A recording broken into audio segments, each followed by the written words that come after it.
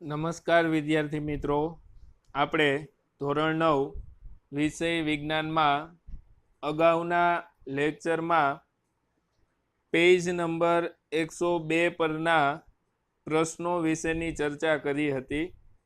હવે આજે આપણે વેગના ફેરફારનો દર એટલે કે પ્રવેગ વિશે અભ્યાસ કરવા જઈ રહ્યા છીએ. તો સૌ પ્રથમ તો આપણે એ જાણી લઈએ કે શા માટે પ્રવેગ ગતિ વિશેનો અભ્યાસ કરવામાં શા માટે પ્રવેગ વિશેનો અભ્યાસ મહત્વનો છે. તો પાઠ્યપુસ્તકની અંદર આપણને સૌ પ્રથમ એ માહિતી આપેલી છે. કોઈ વસ્તુની સુરેખ પથ પર નિયમિત ગતિ દરમિયાન, નિયમિત ગતિ વિશે તમે જાણો છો વિદ્યાર્થી મિત્રો. નિયમિત ગતિ એટલે એવી ગતિ કે જેમાં ગતિમાન વસ્તુ એક સમાન સમયગાળામાં એક સમાન અંતર કાપતી હોય. નિયમિત ગતિ દરમિયાન તેનો વેગ સમય સાથે અચળ રહે છે, એટલે કે સમય બદલાતો જતો હોવા છતાં પદાર્થનો વેગ બદલાતો નથી. નિયમિત ગતિ થતી હોય તે દરમિયાન સમય સાથે પદાર્થનો વેગ બદલાતો નથી, અચળ રહે છે. બદલાતો નથી મતલબ કે અચળ રહે છે. આ કિસ્સામાં કોઈ પણ સમયગાળામાં વસ્તુના વેગના ફેરફારનો દર એટલે કે વસ્તુના વેગમાં સમય સાથે જે ફેરફાર થાય છે તેને કહેવાય વસ્તુના વેગના ફેરફારનો દર. વસ્તુના વેગના ફેરફારનો દર 0 છે. જોકે અનિયમિત ગતિમાં વેગ સમય સાથે બદલાતો હોય છે. વિદ્યાર્થી મિત્રો, જ્યારે કોઈ વસ્તુ ગતિમાન અવસ્થામાં હોય અને અનિયમિત ગતિ કરતી હોય એટલે કે એક સમાન સમયગાળામાં જુદું જુદું અંતર કાપતી હોય તો તેવા સમયે વસ્તુનો વેગ સમયની સાથે બદલાતો હોય છે.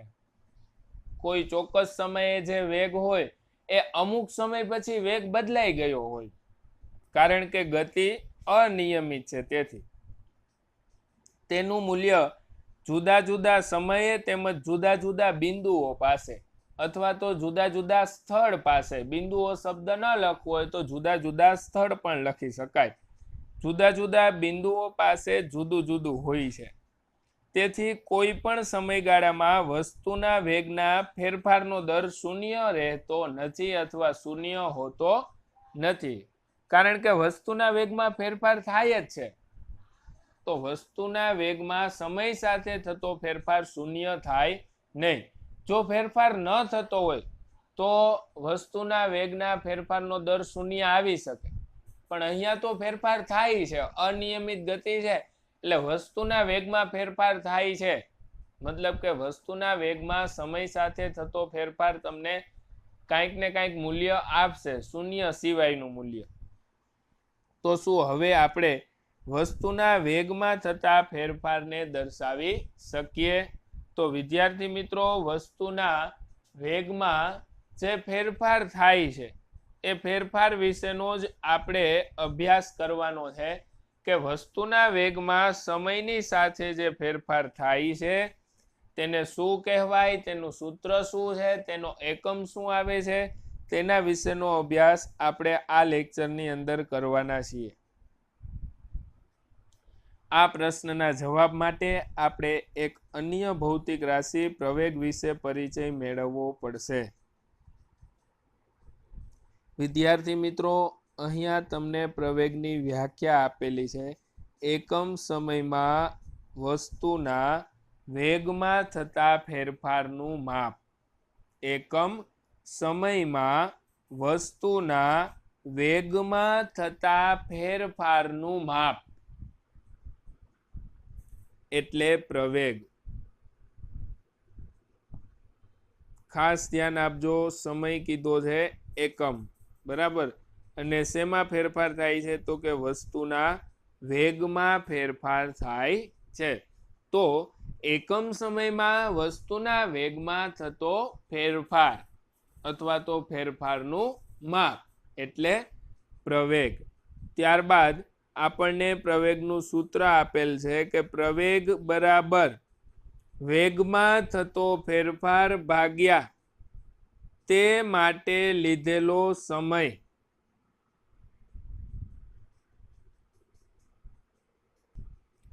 આપણને પ્રવેગનું સૂત્ર આપેલ છે કે પ્રવેગ બરાબર વેગમાં થતો ફેરફાર ભાગ્યા તે માટે લીધેલો સમય. વેગમાં જે ફેરફાર થાય છે તે અંશમાં લખવાનો અને વેગમાં ફેરફાર થવા માટે જે સમય લાગે છે તેને છેદમાં લખવાનો. તો આ ગુણોત્તર આપણને પ્રવેગનું મૂલ્ય આપે છે. આ પ્રકરણની અંદર વિદ્યાર્થી મિત્રો આપણું ત્રીજું સૂત્ર છે. સૌ પ્રથમ ઝડપના સૂત્રનો અભ્યાસ કર્યો હતો. ઝડપ બરાબર કાપેલું અંતર ભાગ્યા તે માટે લીધેલો સમય. ત્યારબાદ વેગના સૂત્રનો અભ્યાસ કર્યો હતો. વેગ બરાબર પદાર્થે કરેલ સ્થાનાંતર ભાગ્યા તે માટે લીધેલો સમય. હવે પ્રવેગનું સૂત્ર છે, જે સૂત્ર થશે વેગમાં થતો ફેરફાર ભાગ્યા તે માટે લીધેલો સમય. હવે ફેરફાર ક્યારે થાય તો કે જો બે જુદા જુદા મૂલ્ય હોય તો તમે એવું કહી શકો કે કાંઈક ફેરફાર થયેલો છે. તો અહીંયા આપણને સૂત્ર લખવા માટે જુદા જુદા મૂલ્યોની ચર્ચા કરી છે કે જો કોઈ વસ્તુનો પ્રારંભિક વેગ u હોય, પ્રારંભિક એટલે શરૂઆતમાં, વસ્તુનો જ્યારે ગતિની શરૂઆત થાય ત્યારે વેગ સ્મોલ u આપેલો છે અને ત્યારબાદ આગળ કહ્યું છે કે સ્મોલ ટી સમયમાં બદલાઈને વસ્તુનો પ્રારંભમાં વેગ છે સ્મોલ u, પરંતુ સ્મોલ ટી જેટલા સમયમાં વેગ જે છે એ બદલાઈ જાય છે. બરાબર, કેટલો સમય કીધેલો છે તો કે સ્મોલ ટી, અને ટી સમયમાં બદલાઈને શું થઈ જાય છે તો કે અંતિમ વેગ v થતો હોય તો તેનો પ્રવેગ. તો પ્રવેગનું સૂત્ર શું આવશે તો પ્રવેગ એ બરાબર છેદમાં તો તમે જાણો જ છો વિદ્યાર્થી મિત્રો કે સમય છે એટલે સમયની સંજ્ઞા લખી છે ત્યાં ટી. બરાબર, તો છેદની બાબત તો સ્પષ્ટ છે, પણ અંશની અંદર વેગમાં થતો ફેરફાર, તો આ ફેરફાર કેવી રીતે મળશે જુઓ અહીંયા. ફેરફાર કઈ રીતે મળશે તો કે અંતિમ વેગ હોય એમાંથી માઇનસ કરવાનું, બાદ કરવાનું. કોને બાદ કરવાનું તો કે પ્રારંભિક વેગને. અંતિમ વેગમાંથી પ્રારંભિક વેગને બાદ કરવામાં આવશે એટલે તમને મળશે વેગમાં થતો ફેરફાર. વેગમાં થતો ફેરફાર એટલે કે v - u, જેમાં v એટલે અંતિમ વેગ અને u એટલે પ્રારંભિક વેગ. બરાબર, ફરીથી એક વખત વેગમાં થતો ફેરફાર કઈ રીતે મળશે તો કે અંતિમ વેગ માઇનસ પ્રારંભિક વેગ. અંતિમ વેગ જે હોય વસ્તુનો એમાંથી પ્રારંભિક વેગને બાદ કરવાનો. અંતિમ વેગને v વડે દર્શાવીએ છીએ અને પ્રારંભિક વેગને u વડે દર્શાવીએ છીએ. તો સંજ્ઞાના સ્વરૂપે સૂત્ર થઈ જશે a બરાબર v - u છેદમાં t. v - u એટલે વેગના ફેરફારનો વેગનો ફેરફાર. ફેરફાર કઈ રીતે મળશે તો કે અંતિમ વેગ માઇનસ પ્રારંભિક વેગ. આ પ્રકારની ગતિને પ્રવેગી ગતિ કહે છે. જ્યારે વિદ્યાર્થી મિત્રો કોઈ પણ પદાર્થ ગતિ કરતો હોય એટલે કે એક સ્થાનેથી બીજા સ્થાને જતો હોય, બરાબર, આ રીતે ગતિ કરી અને પદાર્થ એક સ્થાનેથી બીજા સ્થાને જતો હોય તો તેવા સમયે પદાર્થનો વેગ જે છે એ શરૂઆતમાં અને અંતે જુદો જુદો હોય તો તે પ્રકારની ગતિને પ્રવેગી ગતિ તરીકે ઓળખવામાં આવે છે. બરાબર. ટૂંકમાં પદાર્થનો વેગ બદલાતો હોય તો એવી ગતિ પ્રવેગી ગતિ તરીકે ઓળખવામાં આવે છે. જો પ્રવેગ વેગની દિશામાં હોય તો તેને ધન અને વેગની વિરુદ્ધ દિશામાં હોય તો તેને ઋણ ગણવામાં આવશે. જો પ્રવેગ વેગની દિશામાં હોય તો ધન ગણવો અને વેગની વિરુદ્ધ દિશામાં જો પ્રવેગ હોય તો પ્રવેગને ઋણ ગણવામાં આવે છે. એટલે વિદ્યાર્થી મિત્રો તમને પ્રવેગનું મૂલ્ય ફોર એક્ઝામ્પલ આ રીતે પણ મળી શકે કે a બરાબર -4 અને આ રીતે પણ મળી શકે પ્રવેગનું મૂલ્ય a બરાબર 5. તો અહીંયા જે માઇનસની નિશાની આવે છે તે શું સૂચવે છે તો કે જુઓ ઋણ આવ્યું તો પ્રવેગ કઈ દિશામાં હશે તો કે વેગની વિરુદ્ધ દિશામાં અને a બરાબર 5 એવું લખ્યું છે મતલબ કે પ્રવેગ ધન છે તો પ્રવેગ કઈ દિશામાં હશે તો કે પ્રવેગ હશે વેગની દિશામાં. જો પ્રવેગ વેગની દિશામાં હોય તો પ્રવેગનું મૂલ્ય ધન. જો પ્રવેગ વેગની વિરુદ્ધ દિશામાં હોય તો પ્રવેગનું મૂલ્ય ઋણ ગણવામાં આવે છે. આ બાબતને ખાસ યાદ રાખી લેજો વિદ્યાર્થી મિત્રો. શોર્ટ ક્વેશ્ચનમાં પૂછાતું હોય છે કે જો પ્રવેગ વેગની દિશામાં હોય તો પ્રવેગનું મૂલ્ય કેવું ગણવામાં આવે છે. જો પ્રવેગ વેગની દિશામાં હોય તો પ્રવેગનું મૂલ્ય ધન ગણવામાં આવે છે. જો પ્રવેગ વેગની વિરુદ્ધ દિશામાં હોય તો પ્રવેગનું મૂલ્ય ઋણ ગણવામાં આવે છે. જો પ્રવેગ વેગની વિરુદ્ધ દિશામાં હોય તો પ્રવેગનું મૂલ્ય ઋણ ગણવામાં આવે છે.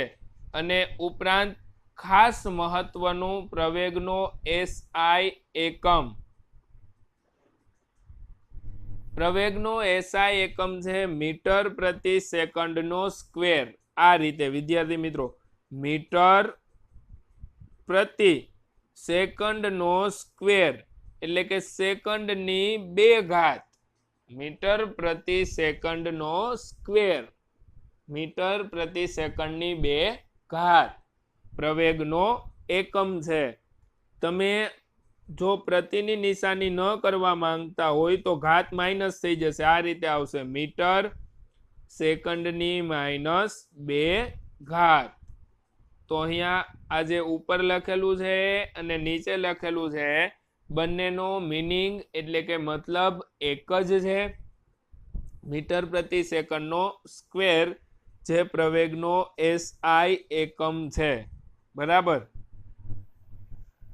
વિદ્યાર્થી મિત્રો એકમોની ચર્ચા કરી લઈએ તો સૌ પ્રથમ અંતર જેનો એકમ મીટર હતો, સ્થાનાંતર જેનો પણ એકમ મીટર હતો. ત્યારબાદ તમે શીખ્યા કે વેગ અને ઝડપ તો જેના એકમ હતા મીટર પ્રતિ સેકન્ડ. અને ત્યારબાદ તમે પ્રવેગ વિશે શીખ્યા જેનો એકમ છે મીટર પ્રતિ સેકન્ડનો સ્ક્વેર એટલે કે મીટર પ્રતિ સેકન્ડની 2 ઘાત. બરાબર. તો આટલા એકમો વિશે તમે શીખ્યા છો. જો સૂત્રની ચર્ચા કરો તો ઝડપ અને વેગનું એક જ સૂત્ર હતું v બરાબર s ભાગ્યા t. ત્યારબાદ પ્રવેગનું સૂત્ર શીખ્યા a બરાબર v - u ભાગ્યા t. ત્યારબાદ વિદ્યાર્થી મિત્રો વસ્તુના પ્રવેગ વિશે આપણને થોડી ચર્ચા કરેલી છે કે ક્યારે પ્રવેગ ધન હોઈ શકે, ક્યારે પ્રવેગ ઋણ હોઈ શકે. જો કોઈ વસ્તુ સુરેખ પથ પર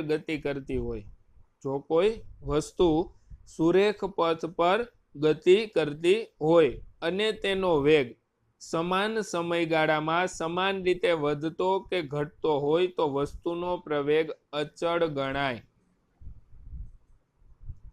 વસ્તુનો પ્રવેગ અચળ ગણાય એટલે કે વસ્તુનો પ્રવેગ સમય સાથે બદલાય નહીં. પણ આવું ક્યારે થઈ શકે વિદ્યાર્થી મિત્રો? તો કે આવું ત્યારે જ થાય જ્યારે વસ્તુનો વેગ સમાન સમયગાળામાં સમાન રીતે વધતો કે ઘટતો હોય. વસ્તુના વેગમાં ચોક્કસપણે ફેરફાર થતો હોય પણ એ ફેરફાર સમાન સમયગાળામાં સમાન હોય. એટલે કે વસ્તુના વેગમાં દર 1 સેકન્ડે 5 મીટર પ્રતિ સેકન્ડનો ફેરફાર આવતો હોય તો અહીંયા દર 1 સેકન્ડ જેવી પસાર થાય એટલે વેગમાં કાં તો 5 મીટર પ્રતિ સેકન્ડનો વધારો થયો હોય કાં તો 5 મીટર પ્રતિ સેકન્ડનો ઘટાડો થયો હોય. વધારો કે ઘટાડો કાંઈ પણ થાય પણ એક સમાન સમયગાળામાં એક સમાન ફેરફાર થાય તો વસ્તુનો પ્રવેગ અચળ ગણાશે. બરાબર, અહીંયા તમને અંડરલાઈન કરીને આપેલું છે કે ક્યારે વસ્તુનો પ્રવેગ અચળ ગણાય.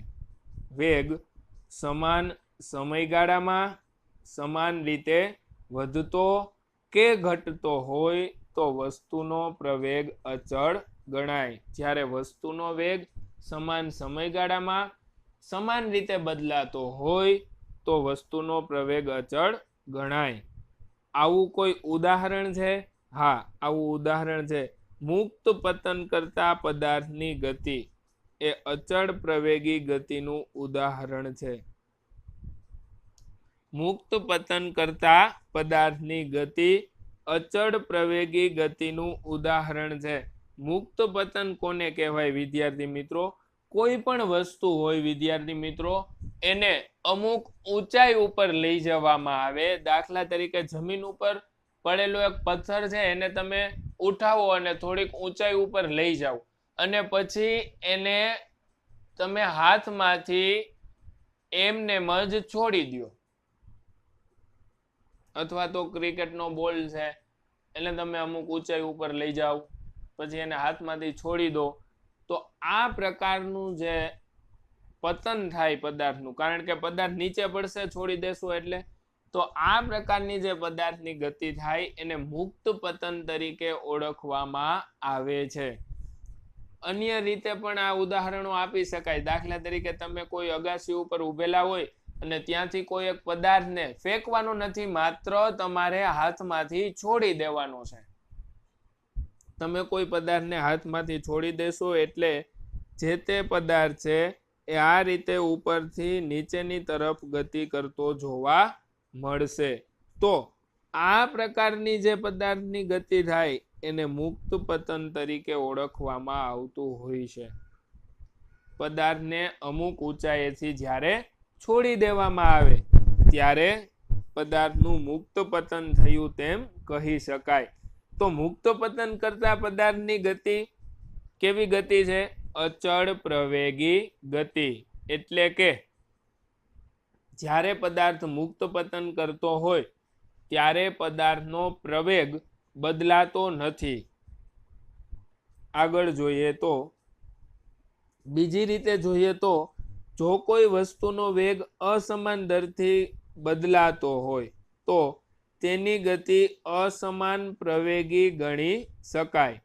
ઉદાહરણ તરીકે જો એક કાર સુરેખ પથ પર ગતિ કરતી હોય અને સમાન સમયગાળામાં અસમાન માત્રામાં તેના વેગમાં ફેરફાર થતો હોય તો કારની ગતિ અસમાન પ્રવેગી કહેવાય. તો વિદ્યાર્થી મિત્રો આપણને અહીંયા બે ગતિના ઉદાહરણ આપ્યા છે. અચળ પ્રવેગી ગતિનું ઉદાહરણ તો કે મુક્ત પતન કરતા પદાર્થની ગતિ. અચળ પ્રવેગી ગતિનું ઉદાહરણ મુક્ત પતન કરતા પદાર્થની ગતિ. એવી જ રીતે અસમાન પ્રવેગી ગતિનું ઉદાહરણ તો કે સુરેખ પથ પર કારની ગતિ. સુરેખ પથ પર કારની ગતિ જે થશે અસમાન પ્રવેગી ગતિ અને અચળ પ્રવેગી ગતિ તો મુક્ત પતન કરતા પદાર્થની ગતિ જે થશે અચળ પ્રવેગી ગતિ. બરાબર. તો અહીંયા બંને પ્રકારની ગતિના આપણને ઉદાહરણો મળી ગયા. અચળ પ્રવેગી ગતિનું ઉદાહરણ આપો તો મુક્ત પતન કરતા પદાર્થની ગતિ અચળ પ્રવેગી ગતિ છે. અસમાન પ્રવેગી ગતિનું ઉદાહરણ આપો.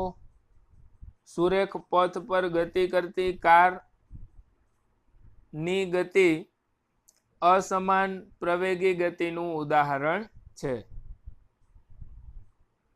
હવે વિદ્યાર્થી મિત્રો આપણને પ્રવૃત્તિ 8.8 જે આપેલી છે એ પ્રવૃત્તિમાં તમે જોઈ શકો છો કે તમને ઉદાહરણો પૂછ્યા છે 4.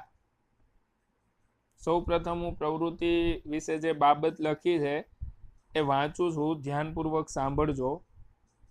તમે રોજિંદા જીવનમાં ઘણા પ્રકારની ગતિ અનુભવો છો, જેવી કે પ્રવેગ ગતિની દિશામાં હોય, પ્રવેગ ગતિની વિરુદ્ધ દિશામાં હોય, પ્રવેગ અચળ હોય, પ્રવેગ અસમાન હોય. શું તમે ઉપર દર્શાવેલ દરેક પ્રકારની ગતિનું એક ઉદાહરણ આપી શકશો? તો વિદ્યાર્થી મિત્રો સૌ પ્રથમ આપણે એ જાણવું જોઈએ કે પ્રવેગ ક્યારે ગતિની દિશામાં હોય અને પ્રવેગ ક્યારે ગતિની વિરુદ્ધ દિશામાં હોય. પ્રવેગ ક્યારે ગતિની દિશામાં હોય અને ક્યારે ગતિની વિરુદ્ધ દિશામાં હોય. વિદ્યાર્થી મિત્રો જ્યારે કોઈ પદાર્થનો વેગ વધતો જતો હોય, જ્યારે કોઈ પદાર્થનો વેગ વધતો જતો હોય ત્યારે તમે એમ કહી શકો કે પ્રવેગ ગતિની દિશામાં છે. એટલે તમારે પ્રવેગ કઈ દિશામાં છે એ જાણવા માટે તપાસવું પડશે કે પદાર્થનો વેગ વધતો જાય છે કે ઘટતો જાય છે. જો વેગ વધતો જતો હોય તો પ્રવેગ ગતિની દિશામાં છે તેમ ગણી શકાય, પરંતુ વેગ ઘટતો જતો હોય તો પ્રવેગ ગતિની વિરુદ્ધ દિશામાં છે તેમ કહી શકાય. અચ્છા, આ પ્રકારનું ઉદાહરણ આપણે ક્યાંથી લઈશું? ચાલો, વેગ વધતો જતો હોય આવું ઉદાહરણ તમને ક્યાંથી મળી શકે? તો કે રસ્તા પર ગતિ કરતા વાહનની ઝડપ વધારવામાં આવે. રસ્તા પર ગતિ કરતા વાહનની ઝડપ વધારવામાં આવે તો સ્વાભાવિક છે તેનો વેગ વધતો જાય. વેગ વધતો જાય તો પ્રવેગ ગતિની દિશામાં હોય. બરાબર. વેગ વધતો જાય તો પ્રવેગ ગતિની દિશામાં હોય.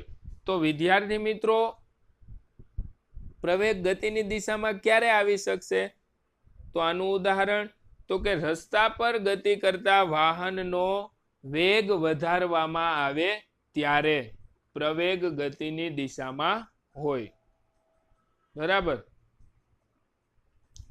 રસ્તા પર ગતિ કરતા વાહનનો વેગ વધારવામાં આવે તો પ્રવેગ ગતિની દિશામાં હોય. આ ઉપરાંત કોઈ પદાર્થ ઉપરથી નીચે તરફ આવતો હોય, ઉપરથી નીચેની તરફ આવતો હોય તો તેવા સમયે પણ વિદ્યાર્થી મિત્રો પદાર્થના વેગમાં સતત વધારો થતો જતો હોય. હમણાં જ આપણે વાત કરી કે કોઈ પદાર્થ ઉપરથી નીચે તરફ આવે અથવા તો તમે એને ઉપરથી નીચે તરફ મૂક્યો હોય, બરાબર, કોઈ પણ બળ લગાડ્યા સિવાય, તો એનું હમણાં જ આપણે નામ આપ્યું કે એનું નામ થશે મુક્ત પતન. તો ચાલો આપણને જવાબ મળી ગયો. પ્રવેગ ગતિની દિશામાં ક્યારે હશે? તો કે મુક્ત પતન થાય ત્યારે. પદાર્થનું મુક્ત પતન થાય ત્યારે. મતલબ કે આપણી પાસે બે જવાબ થયા. એક પેલો જવાબ કે રસ્તા પર ગતિ કરતા વાહનનો વેગ વધારવામાં આવે ત્યારે પ્રવેગ ગતિની દિશામાં હોય અને પદાર્થનું મુક્ત પતન થાય ત્યારે પણ પદાર્થનો પ્રવેગ ગતિની દિશામાં હોય. તો ઉદાહરણ આપવું છે તો આપણે એમ લખીશું કે પદાર્થનું મુક્ત પતન થાય ત્યારે ઉદાહરણ પહેલું અને ઉદાહરણ બીજું રસ્તા પર ગતિ કરતા વાહનની ઝડપ વધારવામાં આવે ત્યારે. ત્યારબાદ પ્રશ્ન નંબર 2 પ્રવેગ ગતિની વિરુદ્ધ દિશામાં હોય તો આવું ક્યારે થાય? વિદ્યાર્થી મિત્રો, જ્યારે કોઈ વસ્તુનો વેગ ઘટે ત્યારે વસ્તુનો પ્રવેગ ગતિની વિરુદ્ધ દિશામાં હોય. તો આવું ક્યારે થઈ શકે? તમે કોઈ વાહન લઈને જતા હોય, અચાનક રસ્તામાં કંઈક અવરોધ આવે તો તમે સ્વાભાવિક છે કે વાહનની બ્રેકનો ઉપયોગ કરશો અને વાહનને બ્રેક લગાવશો, જેથી વાહનના વેગમાં ઘટાડો થશે. પરિણામે વાહન છે એ ગતિમાન અવસ્થામાં હોય તો સ્થિર થાય અથવા તો તેના વેગમાં ઘટાડો થાય. તો વિદ્યાર્થી મિત્રો, પ્રવેગ ગતિની વિરુદ્ધ દિશામાં ક્યારે હશે? સૌપ્રથમ તમારે આ યાદ રાખવું પડે.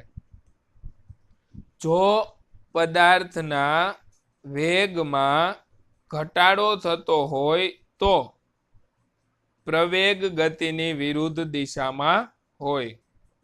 હવે આવું ઉદાહરણ શોધો કે કયું ઉદાહરણ આવશે? તો કે રસ્તા પર ગતિ કરતા વાહનને બ્રેક લગાવવામાં આવે ત્યારે.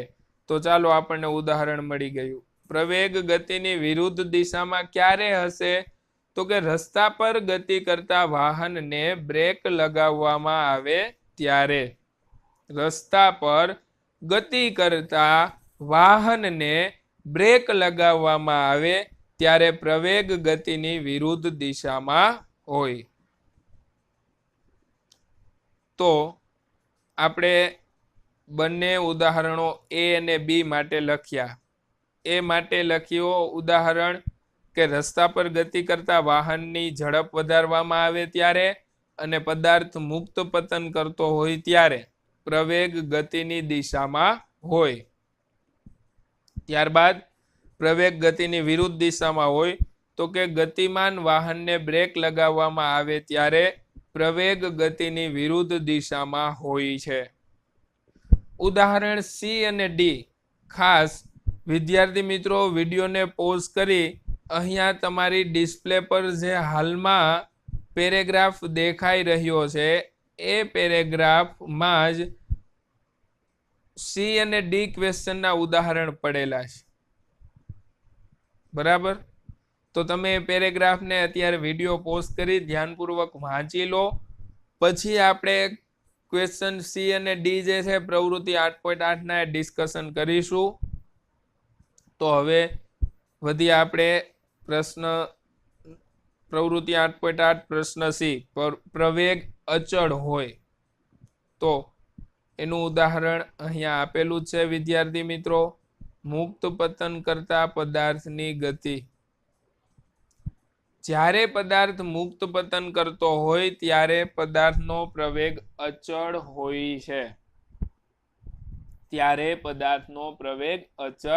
હોય છે. બરાબર? અને બીજી એક મહત્વની બાબત કે ત્યારે પદાર્થનો પ્રવેગ વેગની દિશામાં પણ હોય છે. એટલે આપણે અહીંયા ઉદાહરણ એમાં પ્રવેગ ગતિની દિશામાં હોય એવું લીધું.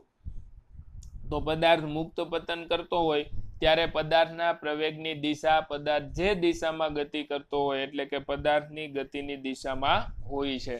એટલે એમાં મુક્ત પતન જવાબ હતો. તો હવે એવું નથી કે પ્રવેગ અચળ હોય એમાં મુક્ત પતન જવાબ ન આવી શકે. મુક્ત પતન કરતા પદાર્થની ગતિ અચળ પ્રવેગી ગતિનું ઉદાહરણ છે. તો તમને અચળ પ્રવેગી ગતિનું ઉદાહરણ પૂછ્યું છે કે પ્રવેગ અચળ હોય તો એવી ગતિ આવશે મુક્ત પતન કરતા પદાર્થની ગતિ. મુક્ત પતન કરતા પદાર્થની ગતિ નો પ્રવેગ અચળ હોય છે. ત્યારબાદ પ્રવેગ અસમાન હોય તો વિદ્યાર્થી મિત્રો એનું પણ અહીંયા ઉદાહરણ છે. સુરેખ પથ પર ગતિ કરતી કાર. સુરેખ પથ પર ગતિ કરતી કાર. સુરેખ પથ ઉપર ગતિ કરતી કાર જે છે એનો પ્રવેગ અસમાન હોય છે. એટલે કે ક્યારેક પ્રવેગ વધારે હોય, ક્યારેક પ્રવેગ ઓછો હોય. એવું ક્યારે થાય તો કે જ્યારે વાહનની સ્પીડ વધારવામાં આવે ત્યારે વાહનનો પ્રવેગ વધે અને રસ્તામાં કોઈ અવરોધ આવે અને વાહનને બ્રેક લગાવવામાં આવે તો વાહનનો પ્રવેગ ઘટતો હોય. તો પ્રવેગમાં વધારો પણ થાય છે અને ઘટાડો પણ થાય છે. એટલે કે પ્રવેગ એક સરખો નથી, એટલે કે એક સમાન નથી. તો ડી ની અંદર પ્રવેગ અસમાન હોય તો આની અંદર તમારું ઉદાહરણ આવશે કે સુરેખ પથ પર ગતિ કરતી કાર. હવે આજનું લેક્ચર વિદ્યાર્થી મિત્રો અહીંયા પૂર્ણ કરીએ છીએ, પણ જે પ્રવૃત્તિ 8.8 છે એને તમારે સૌ પ્રથમ તો તમને જેટલું લખાણ આપ્યું છે એ તમારા ક્લાસ વર્કની અંદર લખવાનું છે અને ત્યારબાદ જે ક્વેશ્ચન ABCD પૂછ્યા છે પ્રવૃત્તિ લખાઈ જાય એટલે નીચે answer A, answer B, answer C અને આન્સર D કરીને ચારેય પ્રશ્નોના જવાબ લખવાના છે. જે હું એક વખત ફરીથી બોલું છું, ધ્યાનપૂર્વક સાંભળજો.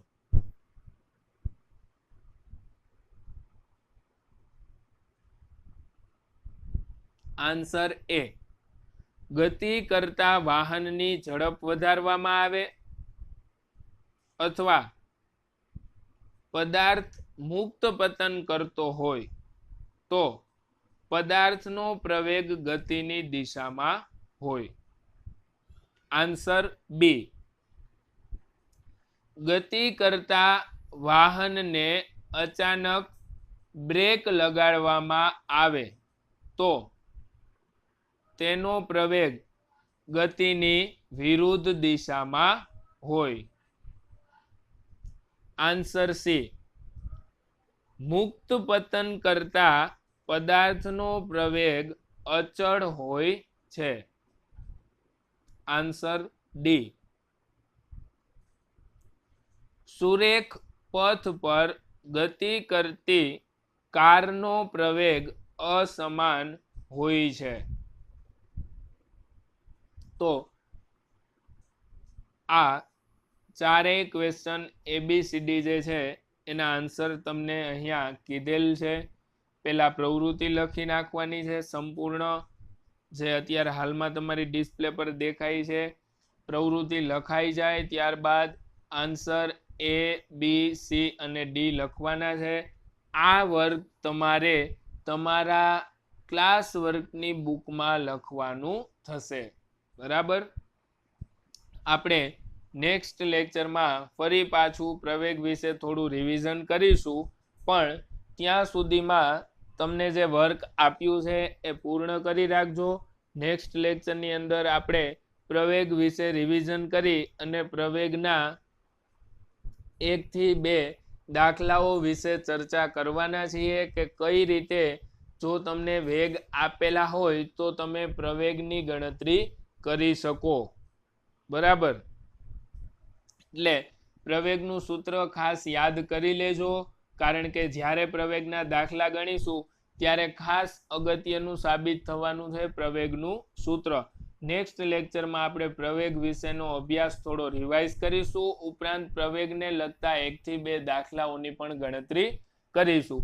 પણ ત્યાં સુધીમાં તમે તમારા આ જે પ્રવૃત્તિના જવાબ છે એને વ્યવસ્થિત લખી રાખજો, ઉપરાંત પ્રવેગનું સૂત્ર અને તેનો એકમ પણ તૈયાર કરી રાખજો વ્યાખ્યા સહિત. ચાલો મળીએ છીએ નેક્સ્ટ લેક્ચરમાં. આશા છે કે ત્યાં સુધીમાં તમે તમારું વર્ક પૂર્ણ કરી રાખશો.